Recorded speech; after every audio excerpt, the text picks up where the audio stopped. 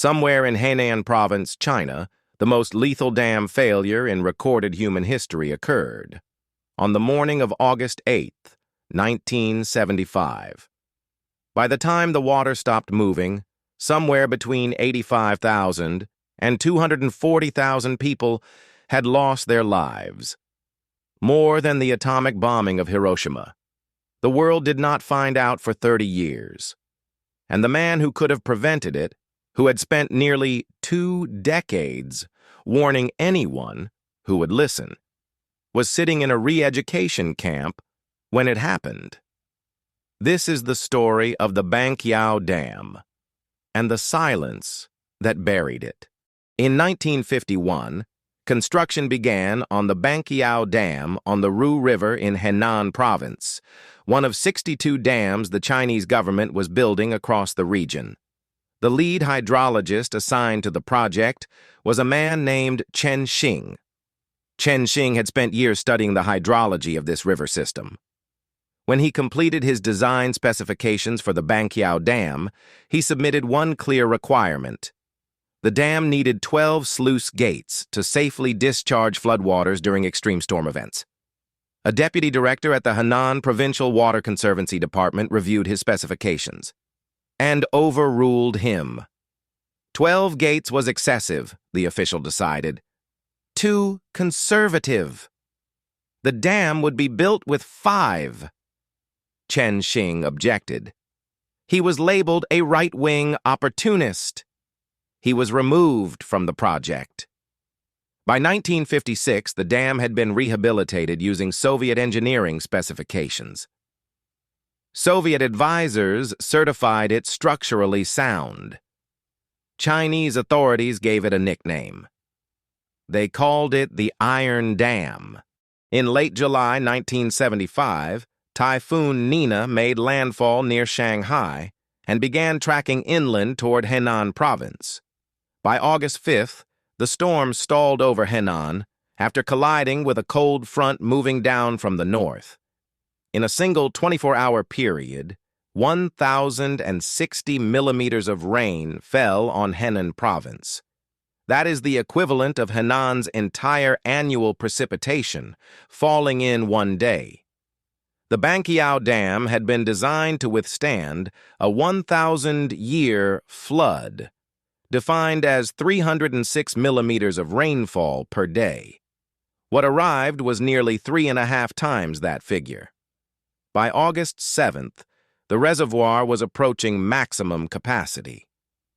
The 5 sluice gates were open and discharging water as fast as they could.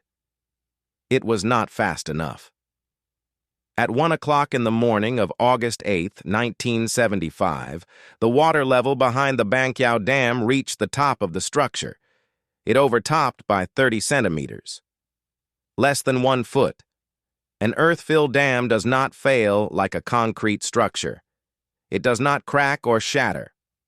It erodes. The water finds the path of least resistance in the packed earth. The path widens. And within minutes, the Iron Dam was no longer a dam. 701 million cubic meters of water. Enough to fill 350,000 Olympic swimming pools, released in approximately 6 hours.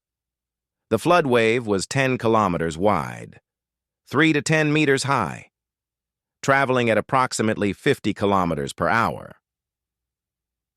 As the Banqiao flood waters swept downstream, they struck the next dam, and the next. 62 dams failed in cascade, one triggering the collapse of the next in sequence. This was the failure mode Chen Xing had predicted. The failure he had specified 12 gates to prevent. Approximately 10 million people survived the initial collapse. But surviving the flood was not the same as surviving the disaster. The inundated lowlands of Henan created a vast inland sea.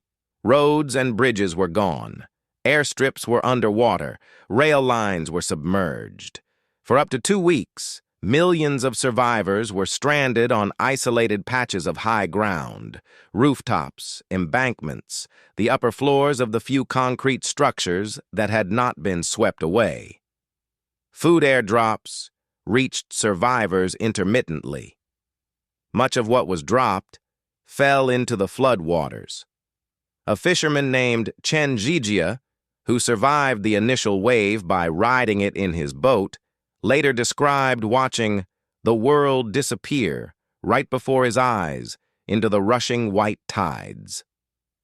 In one survivor account documented by researchers from the disaster zone, the flood overran our village, uprooting trees and smashing houses. All villages clinging to trees and on rooftops were engulfed by mountainous waves, surrounded by vast seas with naked bodies and dead animals floating. The direct death toll from the flood, those who lost their lives in the initial collapse and the days immediately following, is documented at 26,000 by the official Chinese government count. But that number requires a footnote. The Zhoumadian Prefectural Committee made a deliberate administrative decision in the weeks after the flood. There would be no individual head count of the dead. Conducting a systematic accounting, officials determined, would amplify public grief. No victim-by-victim register was ever compiled. In the months that followed, famine and epidemics spread through the inundated region. 8 senior Chinese government advisors would later estimate the total death toll at 230,000. Human Rights Watch, in 1995, reached a similar conclusion. The atomic bomb dropped on Hiroshima in 1945 killed an estimated 80,000 to 140,000 people. The Banqiao Dam failure claimed more lives, and you have almost certainly never heard of it. Within 12 hours of the dam's collapse, Chinese authorities issued a directive to every media outlet in the country. Pull your reporters out. File no independent reports. Use only official Xinhua news agency releases. Xinhua reporter Zhang Guangyu was at the disaster site when the order came through. He had witnessed the destruction firsthand. He tried to file reports. He was ordered not to. His superiors told him the blackout was necessary to prevent public panic and to protect the failing health of Chairman Mao Zedong and Premier Zhou Enlai. The newspapers ran stories about heroic rescue efforts. 1 month after the disaster, the Henan Provincial Party Committee sent Beijing a preliminary death toll, 85,600. That figure was classified as a state secret. In 1979, the Ministry of Water Resources completed a thorough investigation. It was distributed to select Communist Party leaders and withheld from the public. In 1989, a book was published on the disaster. The print run was 1,500 copies. Distribution was restricted to government officials. Then, in 1992, something remarkable happened. A second edition of that same book was published. In it, the death toll had been revised. The figure of 85,600, the preliminary count sent to Beijing 1 month after the disaster, had been quietly amended to 26,000. The explanation given: the original figure had been an error. No methodology was provided. No correction was explained. The official death toll of one of the worst disasters in human history was reduced by more than 2/3, 17 years after it occurred, with no public accounting of how that calculation had been made. In 2005, 30 years after the disaster, Chinese officials and scientists gathered at a seminar in Beijing and formally agreed that the Banqiao Dam failure was no longer a state secret. Chen Xing, the engineer who had specified 12 sluice gates and been twice removed from the project, lived long enough to see the disaster acknowledged. He died in May 2009 at the age of 87. In the years following 2005, China undertook one of the most sweeping dam safety reform programs in history. The Banqiao and Henan dams were rebuilt to modern specifications. Hundreds of unsafe reservoirs were identified and decommissioned. New legislation established national safety standards that had not existed before 1975. Today, China operates more large dams than any other country on Earth, more than 23,000. The institutional pressures that produced Banqiao, the prioritization of storage capacity over safety, the punishment of dissenting engineers, the classification of failure data, have been addressed in law. Whether they have been addressed in practice is a question that belongs to the present, not the past. Chen Xing once said, "There were some erroneous propositions and measures, but if I don't talk about them, no one dares." People outside the Communist Party certainly would not talk about them. He talked about them for decades to anyone who would listen. He was fired for it, removed twice, labeled a dissident.